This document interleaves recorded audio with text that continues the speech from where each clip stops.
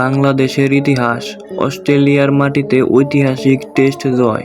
অবিশ্বাস্য এক ইতিহাস গড়ল বাংলাদেশ। অস্ট্রেলিয়ার মাটিতে অস্ট্রেলিয়াকে টেস্টে 9 উইকেটে হারিয়ে প্রথমবারের মতো এমন এক জয় তুলে নিল বাংলাদেশ, যা দেশের ক্রিকেট ইতিহাসে স্মরণীয় হয়ে থাকবে। টেস্ট শুরুর আগে প্রশ্ন ছিল, বাংলাদেশ আদৌ ম্যাচটি তৃতীয় দিনে নিতে পারবে কিনা। র্যাঙ্কিংয়ে অস্ট্রেলিয়া 1 নম্বরে, বাংলাদেশ 9 নম্বরে। সেই ব্যবধানটা ভুল প্রমাণ করে টানা 11টি সেশন অস্ট্রেলিয়াকে চাপে রেখে দারুণ আধিপত্য দেখিয়েছে বাংলাদেশ।